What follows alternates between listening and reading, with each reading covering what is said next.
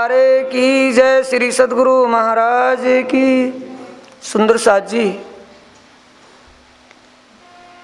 चिंतामणि जी श्री प्राणनाथ जी के ऐसे ज्ञान विचार सुनकर के कि अक्षर से परे की बातें कहते हैं, तो कबीर जी जो क्षर से परे अक्षर का ज्ञान अपने बीजकसाई में कह रहे हैं, उसके अनुसार विशेषता जाहिर करते हुए एक साखी कहते हैं कमाल और कबीर के विषय में। क्या कहा साखी में? कहा कोडी ते हीरा भया, हीरा ते भया लाल, आधा भगत कबीर है और पूरा भगत कमाल। ये जब श्री प्राणनाथ जी ने सुना तब श्री जी कहा तुम क्या जानो कबीर? ए चिंतामणि, आप कबीर के विषय में नहीं जानते हो, आपने कबीर को नहीं समझा, उनका ध्यान, उनका ज्ञान, उनके विचार कहाँ तक पहुँचे हुए हैं।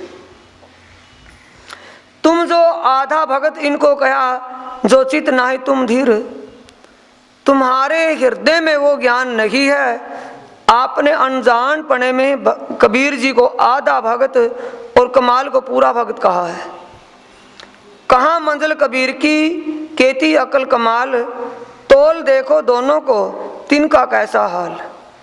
देखो कहाँ कबीर और कहाँ कमाल, दोनों की अकल को समझ लो, उनके शब्दों से समझ पहचान कर लो कि उनमें पूरा कौन है और आधा कौन है। बिना पहचाने बोलते नहीं तुम शराब, बिना समझे बिना पहचाने जो आप कह रहे हो तो आप कोई विशेष पारखी नहीं हो। कहाँ कबीर कहाँ कमाल, विचार देखो आप, कहाँ तो कबीर है कहाँ कमाल है, इस बात पर विचार करके देखो। क्या कहते हैं सुंदर साथ जी श्री प्राणनाथ जी कि अभी इसका अच्छी तरह खुलासा करके बता दे कि कमाल पूरा कैसे है। अब बोलती बंद हो गई, चिंतामणि मौन होकर के बैठ गए। श्री प्राणनाथ जी कहते कि मैं सुनाता हूं, तुम सुनो। कबीर के लड़के कमाल की दोस्ती एक राजा के लड़के के साथ थी। राजा का लड़का एक दिन शिकार खेलने के लिए जब बाहर निकला तो उसके विचार आ गया मन में कि मैं अपने साथी, अपने दोस्त कमाल को भी साथ में लेकर के चलूं। उसने अपने अधिकारी, अपने मंत्रियों को कमाल को बुलाने के लिए भेज दिया। अब जब जिस भी हालात में थे कमाल वैसे के वैसे चल दिए, फटे पुराने कपड़े हैं। जब राजा के लड़के के पास आते हैं देखा तो विचार आया कि अभी जितने भी दरबारी अधिकारी हैं ये सारे मेरे साथी क्या कहेंगे कि ऐसे लड़के के साथ दोस्ती इसको मिली। तब उस राजा के लड़के ने अपनी दो पोशाक अपने अधिकारी, अपने मंत्री से कह करके मंगवाई। एक पोशाक कमाल को पहना दी, एक साथ में स्पेयर फालतू में ले ली, जरूरत के मुताबिक काम आने के लिए। आगे चल दिए। जब नगरी से बाहर निकले ही थे तो सामने से ऊंट व घोड़ों पर बहुत सारा धन माल लाद करके कुछ व्यक्ति आ रहे थे।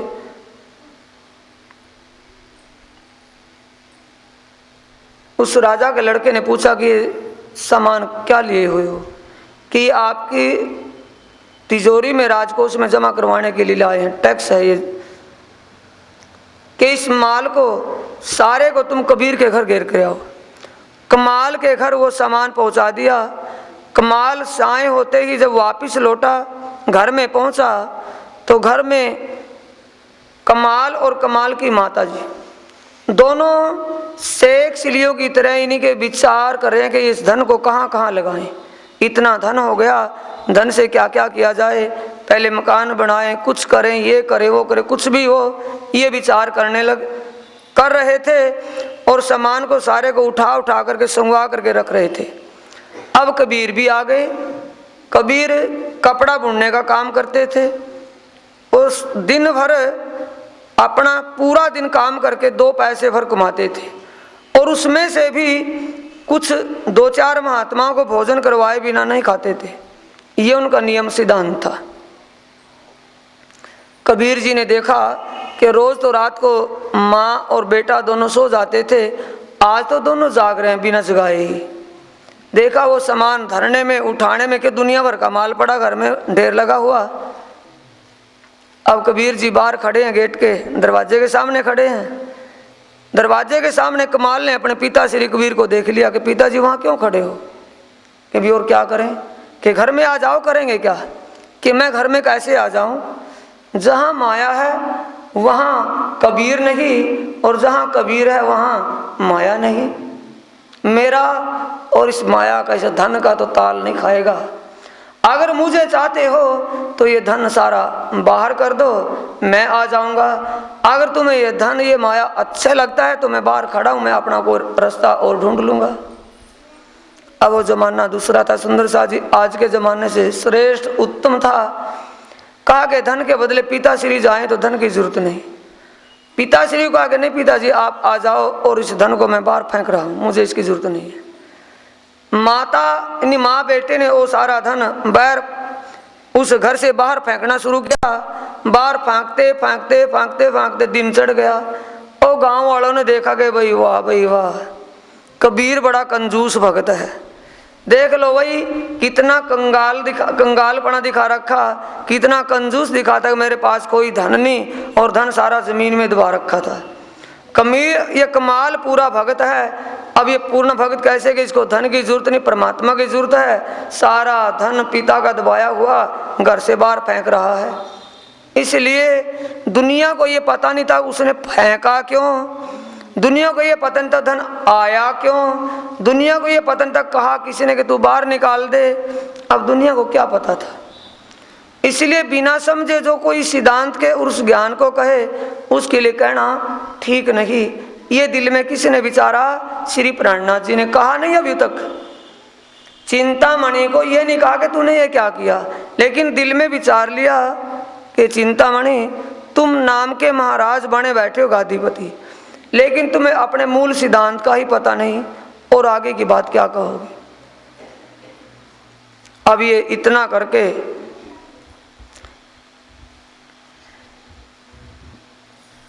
अब आगे एक साखी श्री प्राणनाथ जी ने बोल दी कीर्तन में। ये साखी किसने कही थी? चिंतामणि जी ने। अब श्री प्राणनाथ जी साखी कहते हैं। एक पलकते गंगजो निकसी हो गया 14 पानी, वो पानी दो पर्वत ढापे दरिया लहर समानी, उड़ के मक्खी तरवर बैठी बोले अमृत बाणी, वो मक्खी को मक्खा नाही बिन पानी गर्भाणी, गुण तीनों ही गर्भित जाए वो तो पुरुष अकेला, कहे कबीर जो इस पद को बूझे सो सतगुरु में चेला। जब श्री प्राणनाथ जी ने कहा ऐसे तो अब चिंतामणि जी कहते हैं अपने हजारों चेलों की जमात में, देखो शब्द आगे चला सो शख्स मिलिया आए, अब देखो शब्द इनके अशब्द पार पहुंचाए।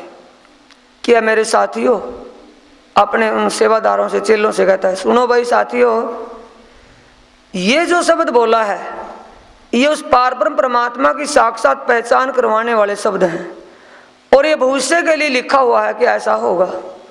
अब देखो शब्द इनके शब्द पार पहुंचाए, अब देखो इसी ज्ञान के द्वारा भव से पार हो सकते हैं। ये ज्ञान जो कह रहे हैं उस पारब्रह्म परमात्मा की पहचान का जो विषय ये क्षर अक्षर अक्षरातीत का भेद समझा रहे हैं इस ब्रह्म ज्ञान से।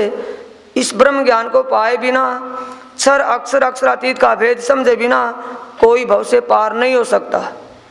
मैं तुमसे कहता था जो शब्द आगे चलत, मैंने तुम्हें पहले ही कहा था भविष्यवाणी जो आगे होने वाली है अपने सेवकों से कई वह शख्स पहुंचाइत, जिनके लिए भविष्यवाणी कही हुई शास्त्र में कि वो आएगा, वो पारब्रह्म परमात्मा आएगा।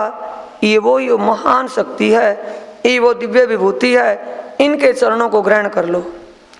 ऐसी मुलाकात करके उठे श्री जी साहेब आए अपने आसन, करी साथ से चर्चा तब।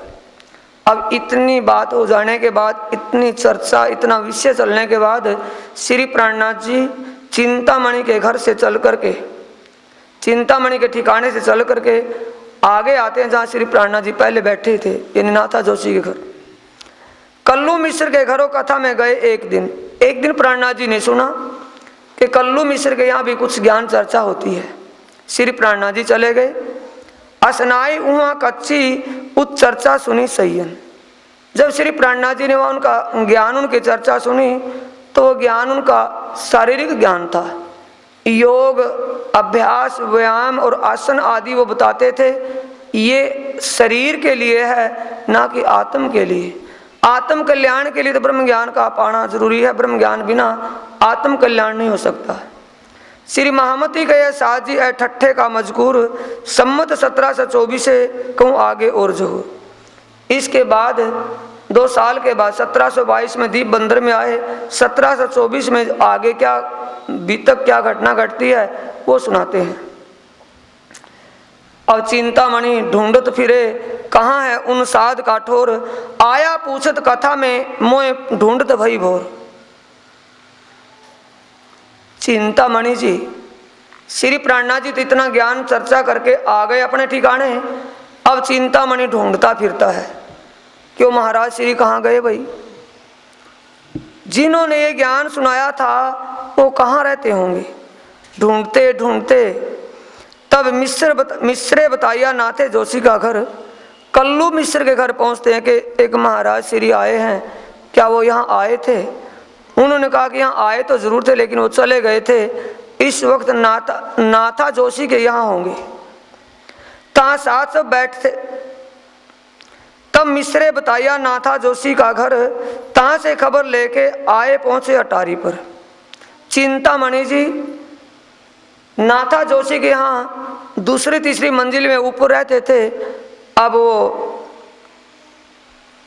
चिंतामणि श्री प्राणनाथ जी के चरणों में नाथा जोशी के यहाँ दूसरी तीसरी मंजिल में उन्हीं के पास पहुंच जाते हैं। तहाँ साथ सब बैठे थे। सुंदर साथ सभी उन प्राणनाथ जी के चरणों में बैठे हुए थे।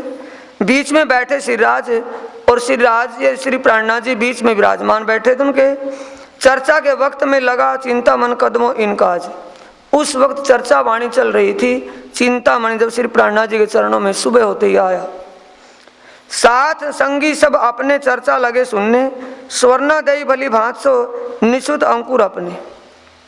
जितने भी चिंतामणि के संगी साथी थे सभी एकाग्र चीज से श्री प्राणनाथ जी की चर्चा सुनते हैं। सुख पाया चर्चा मैंने अपनी मूली गई भूल। श्री प्राणनाथ जी की चर्चा सुनकर के चिंतामणि को बड़ा सुख का एहसास हुआ। अपनी मूली गई भूल और अपना जो बड़प्पन लिए था कि मैं भी महाराज हूँ, मैं भी गादीपति हूँ, उसके दिमाग से वो बड़प्पन खत्म हो गया। चर्चा देखी अधिक असल अंकुर का मूल। श्री प्राणनाथ जी की चर्चा एक आवेश की, जोश की चर्चा और अलौकिक ज्ञान की चर्चा को देख करके असल अंकुर का मूल। और वो चर्चा कैसे मिली? परमधाम का, निश्चित परमधाम का अंकुर होने से। इनके जो सेवक थे खलबल पड़ी तिन में, फिरे चित्त जो तिनके इन चर्चा सुनने से। चिंतामणि के जो साथी थे उनमें भी आपस में खलबल मच गई कि भी हमारे महाराज श्री ने भी आज ही दीक्षा ली हमारे सामने, ज्ञान से तो ये भी खाली था, हमें भव से पार कैसे करते ये। अब ये खलबली मिची तो श्री प्राणनाथ जी के चरणों में आकर के विराजते हैं। दिन दोए तीन लग चर्चा सुनी बनाए। तब सब लगे कदमों हुई पहचान हक जाए। 2-3 दिन चर्चा सुनता रहा। सभी साथी उनके आकर के प्राणनाथ जी के चरणों में पहचान करके समर्पण भाव करते हैं। खंडनी भली बांसो देखत सब साथ सबन। तब चिंतामणि छानने कहा शर्म राख्यो बीच मोमिन। चिंतामणि जी की किसी भूल को देखते हुए प्राणनाथ जी ने भूल को जाहिर किया, खंडनी सबके सामने की। तो खंडनी को सुनकर के चिंतामणि बड़ा दुखी हो गया। श्री प्राणनाथ जी को एकांत में लेकर के कहते हैं, चर्चा के बाद श्री प्राणनाथ जी को एकांत में ले गए और कहते हैं कि महाराज श्री, आप तो 2-4-10 दिन चर्चा करके चले जाओगे, पर बाद में ये साथी तो मेरे पास रहेंगे।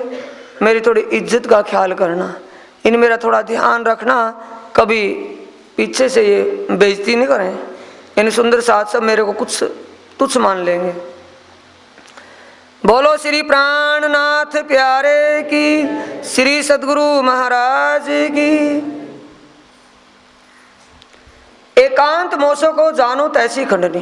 क्या कहते हैं श्री प्राणनाथ जी को, चिंतामणि जी, कि मेरे को अकेले में जो मर्जी कह लेना, कुछ भी कह लेना, कुछ भी कर लेना। अगर आप चाहो तो किसी कमरे में अगर आप पिटाई भी करना चाहो तो पिटाई कर सकते हो, कहना चाहो कह सकते हो, यानी मेरे को जैसा मर्जी वैसा कह लेना। पर मेरे सेवकों में शर्म राखो जान अपनी। मुझे अपने परमधाम की अंगना जानते हुए, परमधाम की आत्मा जान करके मेरे साथियों में मेरी बात मेरे को मत कहना, इसमें मुझे शर्म आती है। तब राजे इनसो कहा, तुम्हारी क्यों ना राखे शर्म। भाई तेरी शर्म हम क्यों नहीं रखेंगे, सारी बात होगी। तुमको जो हम कहेंगे दे पर्दा ओट मरम, अगर कहना होगा हम पर्दे से कहेंगे। पर्दे का मतलब संकेत से कहेंगे, किसी की वो संकेत समझ में नहीं आएगा, आप उस संकेत को समझोगे और कोई समझेगा नहीं। ऐसा गए अपने घरों, राजे रात में किए कीर्तन। सब साथी अपने अपने घर चले गए। सायंकाल की सभा थी, चर्चा थी। अब रात के समय, तीसरे पैर की चर्चा थी। अब रात के समय श्री प्राणनाथ जी को उसी विषय पर जोश में कीर्तन उतरा, वाणी नाजिल हुई। क्या कहते हैं, सुनो रे सत के बंजारे ऐसुकन ग्रहो मोमिन। सुनो रे सत के बंजारे, एक बात कहूं समझाई, आटी आण के फांसी लगाई ओ भी उल्टी दई उर्झाई। सुनो रे सत के बंजारे में एक बात कहूं समझाई। कीर्तन अवतरित हुआ। तीन में सुगन खंडनी के तुम छोड़ो ज्ञान गुमान को। इसी में चौपाई आती हैं। अब छोड़ो रे मान गुमान ज्ञान को, ऐ खाड़ बड़ी भाई, एक डारी दूजी भी डारो, जलाए देवरे चतुराई। इस प्रकार कई प्रकार कीर्तन उतरते हैं सुंदर साथ जी। प्रात को आए जब पढ़िया, तब चिंतामणि को भई पहचान। ये रात का वक्त था जो ये कीर्तन वाणी अवतरित हुई, और सुबह आकर के जब उसी वाणी के द्वारा चर्चा की श्री प्राणनाथ जी ने, तब चिंतामणि को भई पहचान। चिंतामणि को एकदम होश आई, यानी कि सुध आई। अब मारूं काले कुत्ते को लाठी सिर ऊपर। हे धामधनी, आज श्री प्राणनाथ जी ने क्षर अक्षर अक्षरातीत की पहचान ज्ञान और प्रमाण के द्वारा जब करवाई, तो कहने लगा कि धनी, मैं आज तक उस ब्रह्म ज्ञान से खाली था। किताबी ज्ञान तो जानता था, लेकिन ब्रह्म ज्ञान से खाली था। अब मैं अपने अहंकार रूपी काले कुत्ते को आपके ब्रह्म ज्ञान रूपी तारतम्य से समाप्त करता हूं। सेवकों आगे तब क्या मैं खाली कछू ना खबर। अपने जितने भी उसके साथी थे चिंतामणि के, सबके सामने हाथ उठा करके कहने लगे कि मेरे को कोई भी ज्ञान नहीं है, मैं आज तक खाली रहा, मुझे भी आज वो सत्य का रास्ता मिला है। तब श्री जी सराया श्याबा चिंतामन, पाई तय निशुत है सुकुन मोमिन। श्री प्राणनाथ जी कहते चिंतामणि तुम श्याबाश, धन्य हो तुम। यानी एक परमधाम की आत्मा होने का आपने जाहिर में प्रमाण दिया है। ये बात आपने प्रमाणित कर दी कि आप परमधाम की आत्मा है। पाई तय निस्वत ऐसुकन मोमिन, इन्हें अपने परमधाम की मूल निस्वत से आपने जो ये आत्म से जो होना चाहिए वो करके दिखाया है। कया श्री तारतम इनको सब सेवकों समेत जितने साथी थे उन साथियों के समेत श्री प्राणनाथ जी ने को तारतम सुनाया, परहेज कराया, चार बात का कबूल कर दिल लेते। श्री प्राणनाथ जी कहते हैं भाई उपदेश आपको मिलेगा, लेकिन उपदेश सुनने से पहले चार चीज का परहेज करना पड़ेगा। अगर तुम चार परहेज कर सकते हो तो उस ब्रह्म ज्ञान को मैं आपको सुनाऊं। ए कबूल कर दिल ले, दिल से कबूल करना होगा। एक हराम का मांस को, दूसरा हराम शराब। श्री प्राणनाथ जी कहते हैं जैसे यहाँ अरब के अंदर, अरब की खाड़ियों में मांस, मछली और दारू का सेवन होता है। तीसरा औरत बिरानी तजे सो पावे हयाती आग। चोरी झूठ बोलना इनका छोड़ाया उदक, अब हम कबू ना करे हम पाया बेशक हक। दारू अम्लीय चीज, मांस पशुओं का खून, प्राय स्त्री माता के समान, और चोरी व झूठ बोलना, ये सब का सब परहेज करवा दिया। ये परहेज करवाने के बाद श्री प्राणनाथ जी ने क्षर अक्षर और अक्षरातीत का बोध इनको करवा दिया। इन समय में चर्चा बड़ी जो होवे तित, अब हम कभू ना करें हम पाया बेशक हक। क्या कहते हैं? चोरी झूठ बोलना इनका छुड़ाया उदक, अब हम कभू ना करें हम पाया बेशक हक, कि आज के बाद कभी भी हम इनका सेवन नहीं करेंगे, क्योंकि आज हमें अटल सत्य की प्राप्ति हुई है, साक्षात परमात्मा का स्वरूप सामने मिला है। इन समय में चर्चा बड़ी जो होवे तित, सात की आमदनी हुई बड़ी इन वक्त। ऐसे समय में सुंदर सात का आमदन यानी कि उनकी तादाद बढ़ने लगी, काफ़ी सुंदर सात आ गए। अब ठट्ठा नगर में श्री प्राणनाथ जी के संपर्क में चतुरा एक पहो करना, आवे श्री राज की सेवा में, ल्यावे दूध नित्याने सुनी चर्चा कानो उन्हें।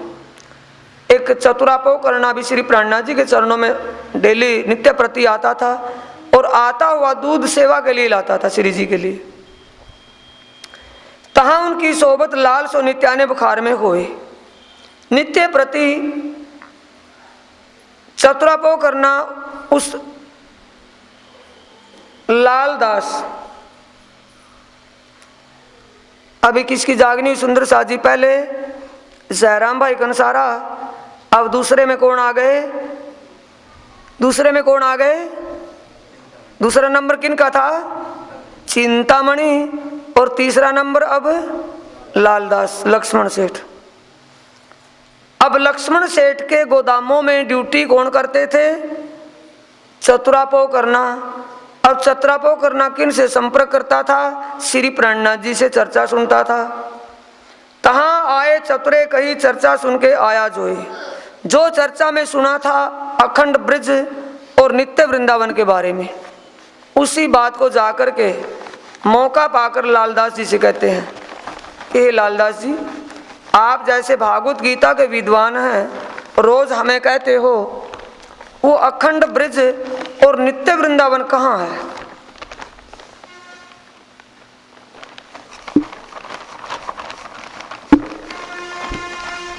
अखंड ब्रिज ये सबलिक ब्रह्म के यहाँ कारण में, अखंड ब्रिज ये कारण में, और रास नित्य वृंदावन ये यहाँ महाकारण में। इस लीला को जो अखंड किया, नित्य वृंदावन केवल ब्रह्म धाम में जो लीला हुई महाराज की, उसी का हुबहू यहाँ अखंड किया हुआ है। नित्य वृंदावन तो यहाँ महाकारण में है, और ब्रिज के अंदर अखंड ब्रिज ये गोकुल जिसे कहते हैं, गोकुल ये कारण में है। महाकारण में रास और कारण में ब्रिज, सब लिख ब्रह्मधाम में। अब इसके बारे में पूछते कि वो बताओ कहाँ पर है, कहाँ ब्रिज अखंड क्यों कर, कहाँ रास अखंड? ऐ तो तुम कहत हो न्यारा जो ब्रह्मांड, ये तो आप संकेत करते हो कि वो ब्रह्मांड इस माया के ब्रह्मांड काल माया से परे है, पर वो अखंड ब्रिज और अखंड नित्य वृंदावन जिसमें आज भी लीला हुई है, हो रही है, वो अखंड किसने किया है? उस ब्रिज के अंदर और नित्य वृंदावन के अंदर वो लीला किसने की है? ये मुझे समझा करके बताओ। तब लाले कहा रास ब्रिज ना हमारी दृष्टि। लालदास जी कहते कि वो ब्रिज और रास हमारी इन दृष्टि से, इन दृष्टि में नहीं आ सकता। चर्म आँख क्यों देखिए इन हाल सब श्रेष्ठ। चर्म आँख यानी कि ये चरम चक्षु उस अखंड ब्रिज और नित्य वृंदावन को नहीं देख सकते, इसलिए हमारी दृष्टि में वो नहीं आएगा। तब चतुरे ने कही क्यों आवे तुम्हारी नजर, आपकी नजरों कैसे आएगा? तुम दिव्य दृष्टि कब पाओगे, क्यों कर होए फजर?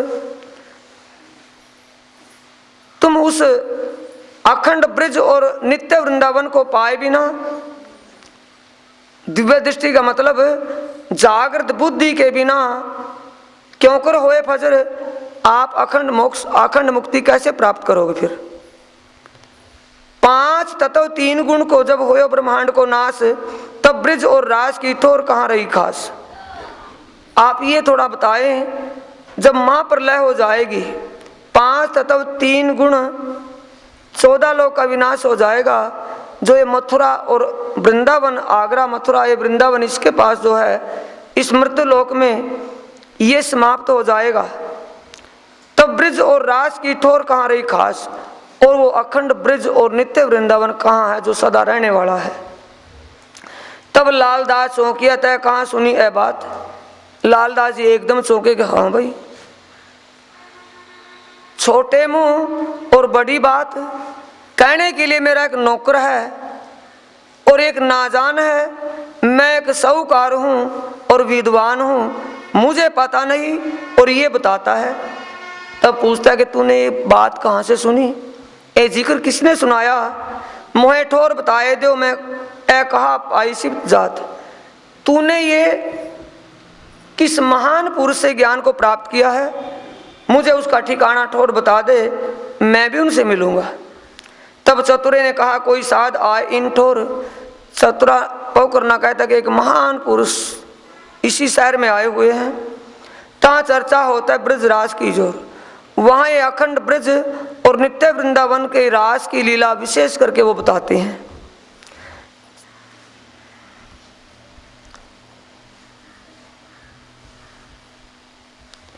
तब लालदास से कहा मोको ले चलो तुम। लालदास जी कहते कि उस महात्मा के पास, उस महान पुरुष के पास मुझे ले चलो तुम, मैं जाए मुलाकात करूं, ए रहमत पावे हम, मेरे ऊपर भी ये कृपा कर देंगे पार्वर परमात्मा ऐसे महान पुरुष, मैं भी उनके चरणों में जाकर के थोड़ा ज्ञान चर्चा कर लूं, उनके चरणों के दर्शन प्राप्त कर लूं, मैं भी, मुझे भी ले चलो। मैं उन्हें पूछ तुम्हें ले चलूं, बिना उनके हुक्म मैं ले जाए ना सकूं तुमको उनके कदम। चतुरा पोकरना कहता है कि मैं उनके पूछे बिना, उन महान पुरुष, उन महाराज के पूछे बिना वहां नहीं ले जा सकता। चतुरे आए अर्ज करी, लाल चाह करे दीदार, लक्ष्मण उनका नाम है, ऐ तालिब धनी निर्धार।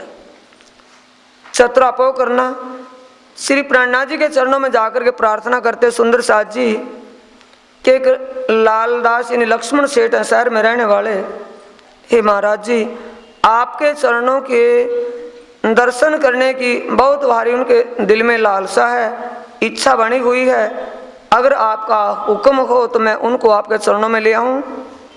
हुक्म हुआ श्री राज का, उनको बुलाओ सीताब। श्री प्राणनाथ जी कहते कि जल्दी बुला ले भाई, कल करता आज ही कर और आज करता अभी कर ले, जैसा आप उचित समझो वैसा ही करो, बुलवा करके लाओ।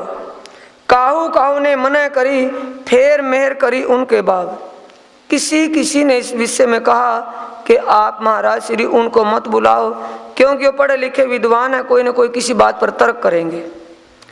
आया बुलावन फेर मेहर करी उनके बाब। धाम धनी कहते हैं दयालु सदा दया करते हैं, मेहर के सागर मेहर करते हैं, कहते हैं अभी इस बात की चिंता तुम मत करो, उनको आने दो, सब बातों को मैं आप सहन करूंगा। आया बुलावन चतुरा चला अपने संग लगाए, आए पहुंचे कदमों भेंट करी बनाए। चतुरा पो करना लालदास लक्ष्मण सेठ को अपने साथ बुलाकर के श्री जी के चरणों में आते हैं। देखती दीदार को बड़ो जो पाया सुख, मन की कुलफत सब मिटी, भाग गया सब दुख। मन का जो भरम था, मलिनता थी, सारी समाप्त हो गई और अब लक्ष्मण सेठ को धामधनी प्राणनाथ जी के चरण प्राप्त होते ही सुख का एहसास हुआ। भाई चर्चा सब ब्रज की, देखी सुनी सब कान, तब आए ईमान की होए गई पहचान। भाई चर्चा सब ब्रज की, देखी सुनी सब कान। देखी सुनी, देखी किसकी? धामधनी की। श्री प्राणनाथ जी महाराज जी ने ये दुनिया कैसे बनी, ध्यान से सुंदर साथ जी बोलो श्री प्राणनाथ श्री सदगुरु महाराज की। धामधनी ने अपने दिल में विचारा, अपनी रूहों को, अपनी आत्माओं को अपनी साहिबी की लीला दिखा दूं और साहिबी के स्वरूप अक्षर ब्रह्म को अपने इश्क, अपने आनंद की लीला दिखा दूं। ये विचार दिल में लेकर के उन अक्षर ब्रह्म और आत्माओं के दिलों में उनकी इच्छा, उनका भाव बना दिया एक दूसरे की लीला को देखने का। उस लीला को दिखाने के लिए धामधनी ने ब्रह्मांड की रचना करवाई, अपना हुक्म देकर के अक्षर को उस ब्रह्मांड के अंदर ब्रज भूमि में उतारा और ब्रज के अंदर 11 साल 52 दिन लीला करके ब्रह्मांड का प्रलय कर दिया। ब्रह्मांड का प्रलय होने के बाद अपनी आत्माओं को कहां ले गए? योग माया में। आत्माओं को तो योग माया में ले गए, केवल ब्रह्म धाम में, और ब्रह्मांड का प्रलय कर दिया। वहां रास लीला खेलने के बाद जब आत्माओं की इच्छा पूरी नहीं हुई तो उनको तीसरे ब्रह्मांड में फिर उतारा है। वो ब्रह्मांड ब्रज की लीला का जो लीला हुई थी वो लीला तो अखंड कर दी, ब्रह्मांड का प्रलय कर दिया था। योग माया में रास की लीला जो हुई उसको भी अखंड कर दिया। तीसरी बार खेल दिखाने के लिए ब्रह्मांड की रचना हुई और इस ब्रह्मांड में उन आत्माओं को आवेश के स्वरूप से उतारा हुआ है। स्वयं भी वो आवेश का स्वरूप धारण करके आए हुए हैं उनको जागृत करने के लिए। तब आए ईमान की हो गई पहचान। इतना जिक्र सुनते ही चिंतामणि को ईमान आ गया और पहचान होगी कि ये वो ही स्वरूप है। 4 घड़ी चर्चा सुनी हुई खुशहाली मन, फेर के लाल घरों आए रहा कदमों दिल मोमिन। 4 घड़ी 1.5 घंटा चर्चा हुई। चर्चा सुनने के बाद अब लाल दास लक्ष्मण सेठ अपने घर आ गए, लेकिन चित्त कहाँ पड़ा है? श्री प्राणनाथ जी के चरणों में। घर में आए जरूर लेकिन चित्त उन्हीं के चरणों में जुड़ा हुआ है। फेर के चर्चा सुनने आए बेर 2-4, बाग में जिंदा दास कई धाम बैठे बिना विचार। सुंदर साथ जी चिंता लक्ष्मण सेठ 2-4 बार फिर उसके बाद चर्चा में गया। चर्चा में जाता रहा आता रहा लेकिन अभी तक उनको विश्वास नहीं आया। उनके दिल में अभी तक शंका बनी रही। अब अपने बाग में किसी काम से घूमने के लिए चले गए लक्ष्मण सेठ। उनके एक माली जिंदा दास ने कहा कि लक्ष्मण सेठ, जिन महाराज जी के पास तुम ज्ञान चर्चा सुनने के लिए जाते हो, क्या तुमने उनकी पहचान कर ली? वो कौन है? कि नहीं, वो महान पुरुष हैं। कि महान पुरुष तो हैं, तुमने उनको महानता कैसे, उनकी महानता को कैसे जाना? कि जैसे शास्त्रों में लिखा है कि विजयानंदन बुद्ध निष्कलंक के स्वरूप में पारब्रह्म परमात्मा दुनिया में प्रकट होंगे, पर आपने उनको पहचान करके कहा है या वैसे कह रहे हो शास्त्रों के अनुसार?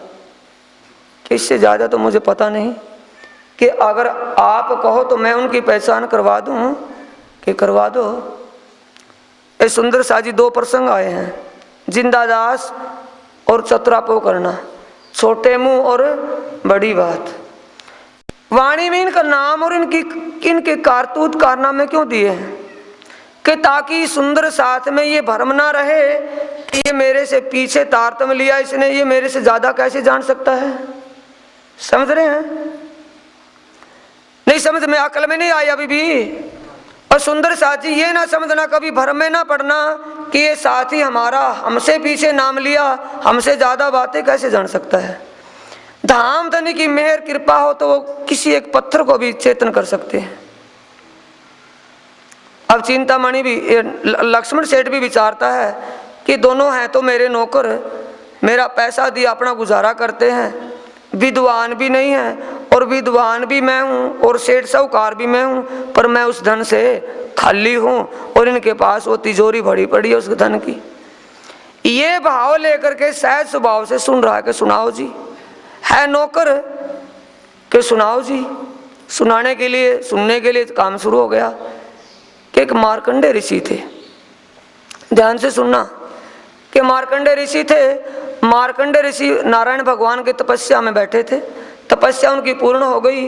नारद मुनि ने आकर के उनको संकेत दिया कि भाई मार्कंडे ऋषि तुम्हारी तपस्या तो पूरी हो गई, नारायण भगवान आपकी तपस्या से खुश हो गए, संकुल हो गया उनका दिल, अब वो आप वरदान देने के लिए आएंगे और उनसे वरदान मांग लेना कि आप भगवान ऐसा करना कि मुझे अपनी नारायणी लीला भी दिखा दो और अपने चरण भी छुड़वाना नहीं, अपने चरणों में ही रखना और मुझे अपनी लीला भी दिखा देना।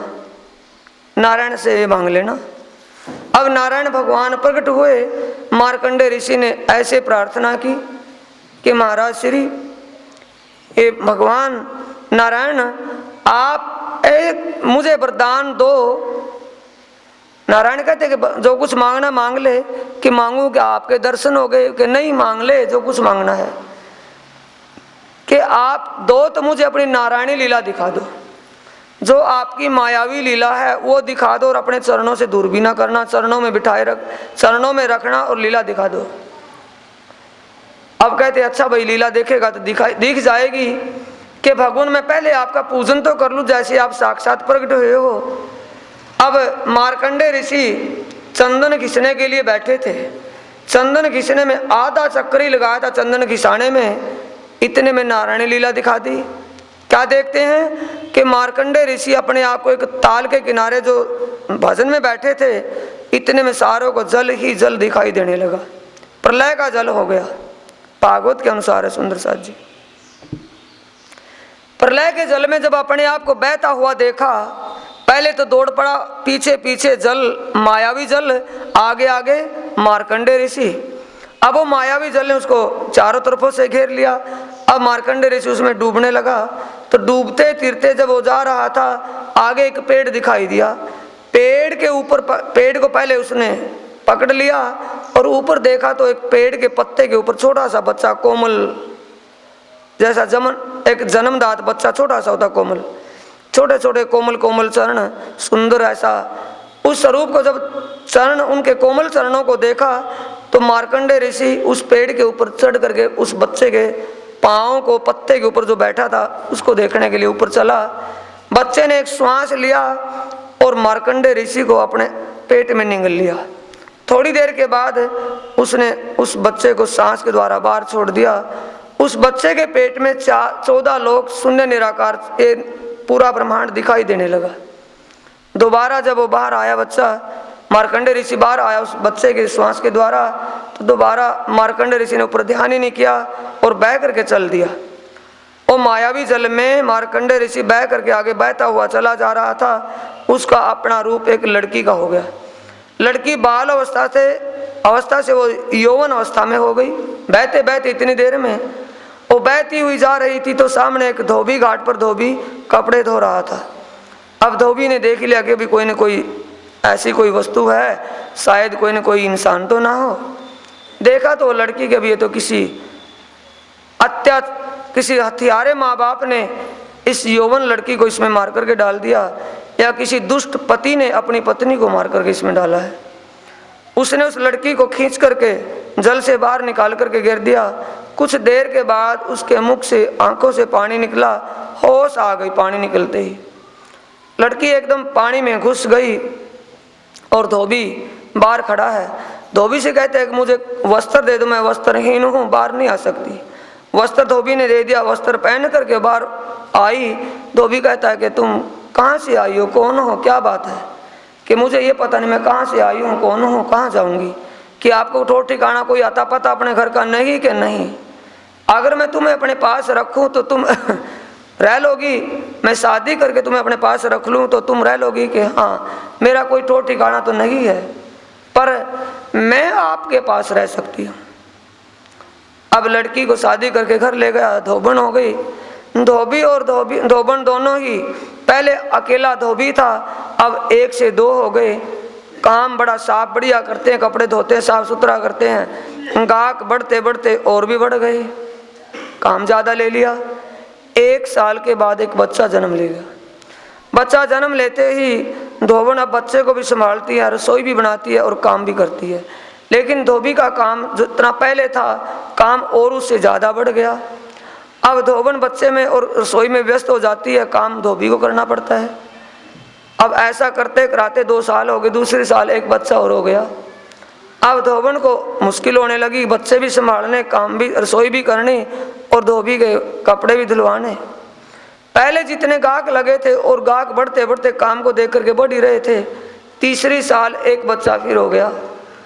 3 बच्चे होते ही धोबन तो बच्चों में व्यस्त, काम में व्यस्त, और धोबी जाकर के धोबी घाट पर अकेला दुखी। अब गाहक जितने लगे थे वो गाहक टूटने शुरू हो गए। अब धोबी को परेशानी होगी, ये क्या होगा भाई, गाहक ही चले जाएंगे तो मैं क्या करूँगा। करते कराते 4 साल हो गए, चौथी साल एक बच्चा और हो गया। 4 बच्चे। अब धोबन ना तो बच्चों को संभाल पावे, ना रसोई बना पावे, और कपड़े तो कौन धुलवाए। अब धोबी ने डंडा परेड मारपीट कहना सुना शुरू कर दिया। एक दिन किसी विषय में धोबी ने धोबन को इतनी मार दी कि धोबन बेहोश हो गई। सारी रात बेहोश पड़ी रही।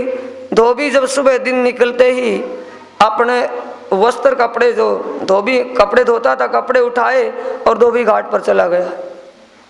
पीछे से धोबन ने विचार किया होश आते ही कि आज तो जीवन अंत कर देना चाहिए, इस घर में जीना आगे बेकार है। ऐसा विचार करके धोबन ने अपने गले में फांसी का फंदा डाल लिया, किवाड़ बंद कर दिए घर के। थोड़ी देर के बाद नारायण ने विचार किया, सुंदर साथ जी, भगवान नारायण ने विचार किया कि धोबी की धोबन अब तो चल बसेगी। अगर उसको मैं जगा करके खेल का ज्ञान न कराऊं, जिस माया को, जिस लीला को उसने देखना चाहा था, उस माया उस लीला का अगर उसको ज्ञान ना हो कि मैंने क्या देखा है, तो वो क्या कहेगी कि मैंने देखा था। मार्कंडे ऋषि क्या कहेगा कि मैंने देखा था। उसको जागृत करके स्वप्न को दिखाऊंगा तब बात बनेगी। ये लीला कौन सी है, सपने की है या कोई और। सपने की लीला में अगर जाग जाएं तो पता चलेगा सपने की है ये, वरना ये असल लग रही है हमें अभी भी। ये विचार करके अब नारायण भगवान महात्मा का रूप धारण करके और धोबन का दरवाजा खटखटाया। जब दरवाजा खटखटाया तो धोबन के विचार आया दिल में कि धोबी मेरे को दिल से प्रेम करता है, कहने से नहीं दिल से प्रेम करता है। क्योंकि धोबी ने किसी कारण से ये पिटाई तो कर दी थी, लेकिन धोबी घाट पर जाकर के उसको महसूस हुआ कि धोबन तो आज बेहोश पड़ी थी, अगर वो मर गई तो क्या होगा। ये विचार लेकर के देखने के लिए आया है, इसलिए इसके दिल में मेरे प्रति प्रेम है। ये विचार लेकर के चलो आज नहीं तो कल से ही, ये तो रोज रोज है फिर देखा जाएगा। और दरवाजा गेट खोलने के लिए बाहर चली तो गेट खोल दिया, देखा सामने महात्मा जी खड़ा है। अनाप शनाप अनगर्ल बातें करने लगी धोबन, पता नहीं क्या क्या बोल देती हैं जब ऐसे हालत में। आ गया चल करके, सुबह सुबह कमा करके खाए नहीं जाता, फिरता वैसे ही भटकता हुआ, 100 बातें बोली। और महात्मा जी कहते कि माई मैंने आपका क्या बुरा किया, मेरा काम है अलख जगाना, गृहस्थी का काम है अलख में देना। आप दे सकते हो तो कुछ दे दो, वरना आप ऐसा अनाप शनाप क्यों बोलती हो। अब कहती है लेना देना क्या था, चुन चुपटी लेकर के दफा हो यहाँ से। और ऐसा महात्मा मैं नहीं हूँ, मैं करके खाता हूँ, बिना कर्म किए मैं नहीं खा सकता। तुम क्या करोगे कि मैं एक कथा कहने के लिए, कथा सुनाने के लिए आया हूँ, कथा सुन लोगे तो मैं कथा सुना करके चला जाऊंगा। कथा किसकी है कि मार्कंडे ऋषि की, कि मार्कंडे तेरे मार्कंडे की सुनूं या मेरे पास 4 मार्कंडे पड़े हुए इनकी सुनूं मैं। 4 मार्कंडे से तो मैं दुखी, तेरे मार्कंडे को लेकर कहाँ क्या करूंगी। कि 4 तो पहले मौजूद है, 5वां भी सही, पर सुन तो लो। कहने सुनने पर अब धोबन को सुनाने के लिए बैठ गए महात्मा जी कि मार्कंडे ऋषि यहाँ तपस्या कर रहे थे, ऐसे ऐसे तपस्या उनकी पूर्ण हुई। सारी हिस्ट्री जो की थी और रिपीट कर दी और कहा कि धोबी ने धोबन को डंडा परेड की और धोबी घाट पर चला गया। और जब चला जाने के बाद महात्मा जी ने आकर के दरवाजा खटखटाया और महात्मा और धोबन की बात जब सुन रहे थे तो देखा कि महात्मा मेरे पास और धोबन भी मैं, तो इसका मतलब मैं कौन हूँ। बोलो श्री सतगुरु महाराज की। पता चल गया कि मैं ही मार्कंडे ऋषि हूँ जिन्होंने मायावी लीला और उनके चरणों में बैठ करके देखने के लिए भाव किया था। इसी प्रकार फिर चर्चा मार्कंड की, कह दिखाया दृष्टांत। तब नजर खुली बातन की, देखी दृष्ट एकांत। अंदर की आंखें खुल गई। किसकी खुली सुंदर साथ जी? लालदास लक्ष्मण सेठ की। कि वाह भी वाह, हम परमधाम की आत्माएं हैं, धनी की अंगनाएं हैं, जैसे हमने आकर के यहाँ मायावी भेष धारण किया हुआ है, ये दुनियावी तन धारण किया हुआ है, ऐसे पारब्रह्म परमात्मा ने भी दुनियावी तन धारण किया हुआ है। इस तन में महात्मा का रूप धारण करके राज्य आए हुए हैं और हम इन गृहस्थियों के अंग में आत्माएं बैठी हैं। इस गृहस्थ मोह माया के सागर से निकाल करके धनी स्वयं उस रास्ते पर चल करके दिखा रहे हैं, ताकि किसी को एहसास ना हो जाए कि हमें क्यों कहते हैं, आप क्यों नहीं उस रास्ते पर स्वयं अपने आप को विकृत रूप में लेकर के चले हुए हैं। ये विचार आते ही अंदर की आंखें यानी कि उनको होश आ गई, बुद्धि और विवेक जागृत हो गया। गीता और भागवत के खोल दिए सब द्वार, आई वस्त अखंड देखे धनी निर्धार। गीता और भागवत में जो अखंड ब्रिज और नित्य वृंदावन की बातें लिखी हुई थी और धाम के लिए संकेतों में कहा हुआ था, वो सारी बातें खुलासा करके बता दी प्राणनाथ जी ने। इतना ज्ञान सुन करके चूर चूर हो गया लक्ष्मण सेठ, धनी के चरणों में समर्पित हो गया। आया जोश वस्त का रही ना कछु सुध, आत्म बल आते ही लौकिक दृष्टि उतर गई, आई जागृत बुद्ध। ओ जीवी विचार थे, मानवी बुद्धि थी वो समाप्त हो गई और आत्म की बुद्ध जागृत हो गई और शुद्ध कछु ना रही, वही आवे याद। और कुछ भी बात यानी कि अपना घर बार दुनियावी बात कुछ भी दिमाग में नहीं आती, फिर परमधाम की चितवनी लगती है। दृष्टि फिर उठते अपनी जो बुनियाद, उठते का मतलब माया से सुरता बदल गई, फिर गई और कहाँ जाती है, अखंड परमधाम के 25 पक्षों में सरोवर हो गई। इन समय कलयुग ने बड़ा जो किया शोर, लोग जो उन मुल्क के उन्हों किया शोर। उन मुल्क का मतलब ठट्ठा नगर के जो साथी थे कि भाई बड़े बड़े तो चले गए, अब छोटों का क्या होगा। जो गादीपति महाराज चिंतामणि थे वो भी उनके चरणों में बैठ गया जा करके। अब सेठ लक्ष्मण सेठ इतना बड़ा सेठ था, ज्ञानी था, भागवत का वो प्रचार करता था, भागवत सुनाता था, वो भी उनके चरणों में चला गया। अब क्या किया जाए, कछु ना चला काहू को रहे सिर पटक, निंदा करी बहुत तक थी इत मदद हक। जारे वाला जी सहाय थाए, जक मारे मायाए, वाणी में आया चौपाई में। धाम धनी जहाँ उनकी स्वयं रक्षा कर रहे हो, स्वयं अपने छत्र छाया में लिए हुए हो, तो किसी का क्या उठ सकता है। बहुत से गादीपतियों ने, बहुत से आचार्य महाराजों ने कुछ कुछ अनर्गल कहा, लेकिन धनी के प्रचार में कोई अंतर नहीं आया। इन समय आया मोहनदास दलाल, रामदास वैद ऐ भी हुआ खुशहाल। खट्टू मट्टू खत्री आए और माया चतुर, और आया चतुर और मंगल आया हुई खुशहाली खूबतर। ये साथी कई सारे ठट्ठा नगर में श्री प्राणनाथ जी के चरणों में ब्रह्म ज्ञान पाकर के उनके चरणों से सन्मन जोड़ लिया, धनी के चरणों से जुड़ गए। कई सारे साथियों के नाम है सुंदर साथ जी,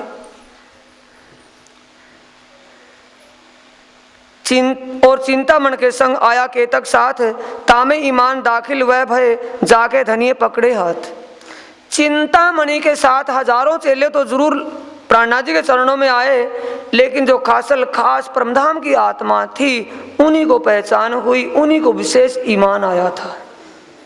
ज्ञान के बल से तो कई जुड़ गए थे, लेकिन प्रभाव ऊपर किन के हुआ विशेष, जो परमधाम की आत्मा थी। तामे ईमान दाखिल हुए भाई, उन्हीं के अंदर ईमान जागृत हुआ, जाके धनिये पकड़े हाथ, जिन आत्माओं को धनी ने अपनी छत्र छाया में ले लिया। इत चर्चा का मार्का बड़ा जो पड़िया आए, वल्लभी मार्ग के लोग लड़ने को उठ दाए। अब श्री प्राणनाथ जी की चर्चा का शोर शराबा पूरे ठट्ठा नगर में हो गया। वल्लभी मार्ग के लोग, राधा वल्लभी संप्रदाय के जो साथी थे, वो प्राणनाथ जी की चर्चा से बड़ा कठिन हो गया उनको सुनना, क्योंकि वो भी कृष्ण का प्रचार करते हैं। अब श्री प्राणनाथ जी ने दो कृष्णों की लीला बता दी, एक की बाल लीला और एक की किशोर लीला, और दोनों लीला योग माया में अखंड हैं। वो अखंड के अंदर लीला हो रही है, अखंड किसने की, अखंड कैसे हुई, ये उनको पता नहीं था, और प्राणनाथ जी इन बातों का खुलासा करके बताते थे। इसलिए वो दुखी हो गए कि भी हमारे जो साथी हैं, हमारे सेवक हैं, उनकी निगाह में तो मिट्टी के समान हो गए, हमारी कोई इज्जत ही नहीं रही। दुनिया इज्जत के लिए मरती है ना, लोक लाज मान सम्मान के लिए। अब मान सम्मान किन को चाहिए, मायावी हद के जीवों को, और आत्मज्ञान ब्रह्म ज्ञान किन को चाहिए, जो परमधाम की आत्माएं हैं। कलयुग डरा देख के मेरे ऐ दुश्मन, मेरा कछु ना चले ऐ मार्त मेरा मन। इस प्रकार कलयुग उन आचार्यों के दिलों में बैठ करके बड़बड़ाने लगा। गुसाई के बालक रहे हुए निंदा तिन में, वस्त को समझे नहीं फरियाद लगी तिन से। सुंदर साथ जी विठल गोसाई के वहाँ जो सेवक थे, साथी थे, वो ज़्यादा बोल इस बात पर गंभीरता से ले गए निंदा और बुराई करने में। वस्तु को समझे नहीं, श्री प्राणनाथ जी की वाणी उनके समझ में आई नहीं, सत्य को जाना नहीं, फरियाद लगी तिन से, उल्टा वो उनके लिए निंदा करने लगे। अर्ज करी सब साथ ने ऐ कार्य करे हम, आप ही तो विराजे रहो ऐ कार्य होवे हुक्म। मास 10 यहाँ रहे हुआ चलने का दिन, मौसम भई मस्कत की विदा हुए 7 मोमिन। श्री प्राणनाथ जी अब वहाँ से चलने के लिए विचार करते हैं आगे मस्कत के लिए कि मस्कत में साथियों का पता चलेगा। मस्कत बंदर में प्राणनाथ जी ने कहा एक बार तो सुंदर साथ अर्जी करते हैं कि महाराज श्री कौन लक्ष्मण सेठ आदि बड़े बड़े सेठ वहाँ कि उनको तो हम छुड़वा लेंगे, पैसा भी दे देंगे, आप ठट्ठा नगर से ना जाएं। पर तब कहा साथ को उत है मेरा काम। प्राणनाथ जी कहते हैं वहाँ तुम्हारा काम नहीं भाई, वहाँ मेरा जाना पड़ेगा, मैं ही जाऊँगा तभी काम चलेगा। क्या जाने किन कारण मेरा जाना हो तिस ठाम, इसलिए तुम्हें नहीं पता कि मेरा किस कारण से वहाँ जाना होगा। बहुत विनती साथे करी मानी नहीं कोए, तब आज्ञा पर धरी का कार्य कारण सोए। श्री प्राणनाथ जी से साथियों ने अनेक बार कहा लेकिन प्राणनाथ जी नहीं माने। श्री राज जी सुंदर साथ ने भी विचार कर लिया कि जैसा धाम धनी को अच्छा लगेगा वैसा ही हो जाएगा और वैसा ही करेंगे। फिर ठट्ठे से लाठी बंदर नाव पर चढ़े, ता से पहुंचे मस्कत शर्त थी वायदे। जैसा शास्त्रों में लिखा हुआ था जिस समय जो होना था वैसा ही होगा, इसलिए प्राणनाथ जी अब लाठी बंदर यानी वहाँ ठट्ठा नगर से चल करके कराची पहुंचे बंदरगाह पर, और वहाँ से नाव पर चढ़ करके मस्कत बंदर में आ गए। आए पहुंचे मस्कत में, उतर नाव से कांटे दुकान महाव जी की आए बैठे उनमें। श्री प्राणनाथ जी धाम के दूल्हा श्री अक्षरातीत प्राणनाथ जी महाराज अब मस्कत बंदर में पहुंचते हैं और मस्कत बंदर में बंदरगाह के किनारे ही महाव जी भाई सुंदर साथी थे जिन्होंने धनी श्री देवचंद्र जी महाराज जी से निज नाम तारतम सुना हुआ था। अब उन्होंने प्राणनाथ जी को देख लिया कि भाई श्री प्राणनाथ जी हिंदुस्तान से चल करके आए हैं। अब श्री प्राणनाथ जी उनकी दुकान पर चले जाते हैं। पूछी खबर उनने उठ के मिले धाए, कुशल खेम पूछने लगे भले आप पहुंचे आए। आने का खुशखबरी मिली, घर की पीछे के खुशखबरियाँ पूछी और दौड़ करके श्री प्राणनाथ जी के चरणों में आकर के बैठते हैं। इत बड़ो आदर कियो लौकिक नाते से, एक संसारिक समाज के नाते से, लौकिक नाते से प्राणनाथ जी का बड़ा आदर सत्कार किया कि भाई विदेश में आए हैं, साथी अपने हैं, इस भाव से लौकिक नाते से आदर भाव करने लगा। खबर बंद की पूछी इन समय, श्री प्राणनाथ जी ने पूछा कि भी हमारे साथी कुछ बंदिश में बंदी हुए हैं, वो कहाँ पर हैं? महाव जी से। विश्वनाथ संग था श्री बाई जी की दई खबर। विश्वनाथ प्राणनाथ जी के साथ पीछे से चला हुआ था। उन्होंने मस्कत बंदर में रूपा और राधा बाई जो बाई जी के साथ ही बंदी हुई थी, और रूपा और राधा बाई उनसे छुटकारा पाकर के आ गई थी। उन रूपा और राधा बाई से विश्वनाथ को पता चल गया था कि बंदिश खाने में कहाँ सी हैं।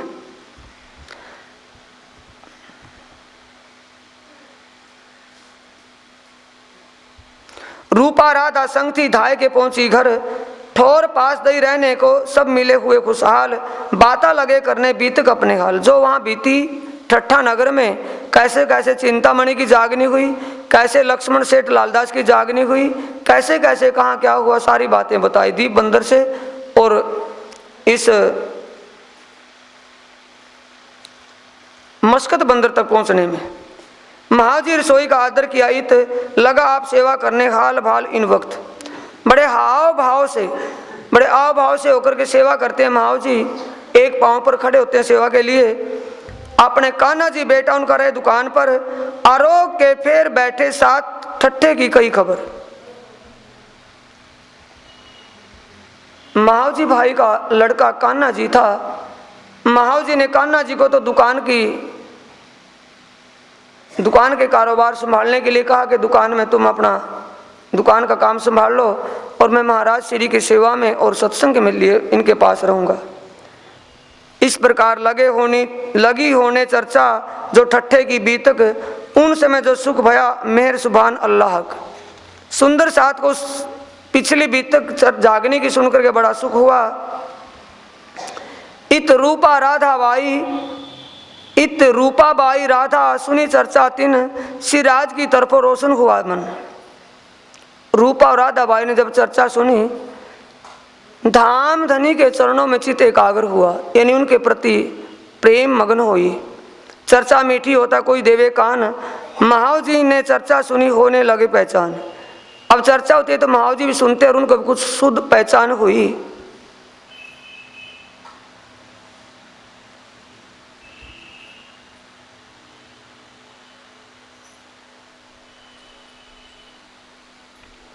यहाँ चर्चा कीर्तन होता है हास विनोद विलास, साथ को धाम धनी बिना और ना कछुए आस।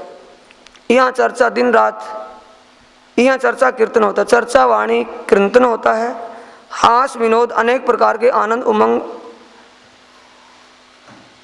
अनेक प्रकार की खुशियाँ होती हैं। साथ को धाम धनी बिना और न कछुए आस। सुंदर साथ को धाम धनी के चितवन, उन्हीं का गुण अनुवाद दूसरी बात उनके दिलों में नहीं होती थी। हर पल धनी की वाणी में चर्चा चितवनी में डूबे रहते थे। दूसरा जिक्र कोई निंदा बुराई वहाँ नहीं होती, किसी प्रकार का दूसरा भाव ही नहीं था। इत दोए चार कीर्तन नए किए बीतक, तू दुनी को क्या पुकारे देख तरफ अक। जब सुंदर साथ जी वहाँ मस्कत बंदर में अनेक गादीपति अनेक महाराजों ने श्री प्राणनाथ जी की बात को अनसुना किया, उस वक्त प्राणनाथ जी को जोश में कई कीर्तन उतरते हैं। रेहो दुनिया बावरी खोज जन्म कुमार, दुनिया को तू कहा पुकारे ए अपनों करे आहार। श्री प्राणनाथ जी यानी महामती स्वरूप श्री इंद्रावती जी को प्रेरणा देते हैं कि तू अपने उस धाम धनी को प्राप्त करने में अपने आप को सदमार्ग पर लेकर चल, दुनिया को कहने की कोई आवश्यकता नहीं। दुनिया को तू कहा पुकारे, दुनिया को कहने की क्या जरूरत है। ए अपनों करे आहार, दुनिया का तो ये रोजगार है, दुनिया तो इस धर्म को ज्ञान को अपना रोजगार बनाए बैठी है, वो तो इस पेट के कारण दुनिया असलियत को कैसे समझेगी। तू भूलना महामत संभार अपना आप, हे महामत तू इस प्रकार दुनिया को ना कह करके अपने आप को संभाल। सब सियाने अपने काम में लगे तो विरह धाम का ताप। दुनिया बड़ी चतुर सुजान है, वो तो अपने इस उद्र पूर्ति में लगे हुए हैं। एक धाम धनी के प्रति विरह की तड़प तो तुझे है, दुनिया वालों को नहीं है। इन चर्चा होते भया भाई महाव जी का इत काम। ऐसी चर्चा जो कीर्तनों के द्वारा सुनाई प्राणनाथ जी ने, तो महाव जी भाई की आत्म जागृत हो गई। चर्चा मीठी लगी इनको, दाखिल हुआ निज धाम।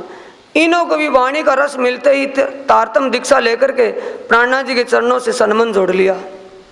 एक दिन चर्चा मीने भाई खंडनी महाव जी पर, वाकई पूरा ना था साथ में अवगुण भाषा दिलों पर।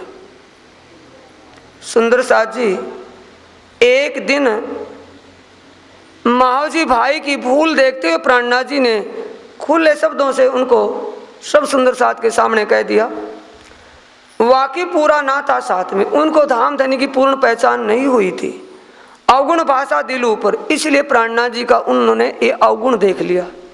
यानी प्राणनाथ जी को ऐसा कहने से प्राणनाथ जी के ऊपर गुस्सा हो गए, क्रोध गुस्सा कर लिया। किसने? सो गए होंगे। बोलो श्री प्राणनाथ श्री सद्गुरु महाराज की। महावजी भाई की भूल देखते हुए श्री प्राणनाथ जी ने खुले लफ्जों में सुंदर साथ के सामने उसको डांट करके समझा दिया। ऐसा डांट करके समझाने में अपनी भूल को जाहिर हो जाने से महावजी भाई को गुस्सा आ गया। माया ने बुद्धि को पलटा दे दिया। मैं ना जाऊं उन पे चर्चा सुनने को, मैं आज के बाद कभी भी बैठ करके चर्चा नहीं सुनने का। मुझ पर करी खंडनी, क्या देखा अवगुण मुझ में, मेरे में क्या कमी थी जो सारी कमी सबके सामने कह करके खड़े हो गए। आराम से कहना था, अकेले में कह देते। सब सुंदर साथ के सामने बेइज्जती कर दी। मैं अब चर्चा ही नहीं सुनने का। कौन किसका विचार बन गया? महाव जी का। रिसाए के आप अपने रह गया घर में, खींच करके अपने घर में किसी एक कमरे में दूर जा करके लौट गया। चर्चा समय न आया हुआ दिलगीर राज से। चर्चा के समय में चर्चा में नहीं बैठा, श्री प्राणनाथ जी से दिल से दुखी हो गया। जब सोया रात को अपनी दुकान में, राते मारा तमाचा राज ने, हुई दहशत जोर इनको। शाम के वक्त दुकान पर चला गया, अपने लड़के कान्हा जी से कहता कि भाई तू ऐसा कर, घर चला जा और दुकान पर आज मैं स्वयं ही रहूँगा। क्यों पिताश्री, आज महाराज श्री चले गए कि नहीं? गए नहीं तो के घर पर हैं, क्या चर्चा वाणी बंद होगी कि नहीं? तो कि चर्चा भी होती है, पर तुम आज चर्चा क्यों नहीं सुनते? अभी कोई बात नहीं, तुम आज घर चले जाओ। ऐसा विचार करके वो महाव जी अपनी दुकान पर ही सो गया। श्री प्राणनाथ जी ने अपने आवेश की शक्ति से महाव जी के मुख पर थप्पड़ इतने जोर का लगाया, तुरंत आंख खुल गई और बैठ कर के विचारने लगा कि मैं जो यहाँ आया हूँ श्री जी की चर्चा को छोड़ करके, यही मैंने बड़ा भारी गुनाह किया है। इस गुनाह का दंड मुझे ये मिला है। अब मैं उनके चरणों में जाकर के अपनी भूल को माफ़ी मांगूंगा और चर्चा को सुनूंगा। ये विचार करके महाव जी 3 बजे तड़क में ही दौड़ते हैं और श्री प्राणनाथ जी के चरणों में पहुंचते हैं। श्री प्राणनाथ जी से भेंट होती है। ये जीकर सुंदर साथ जी कल को सुनेंगे। बोलो श्री प्राणनाथ श्री सद्गुरु महाराज की। महाव जी और श्री प्राणनाथ जी का दोबारा से फिर संवाद, भूल को कैसे मानते हैं।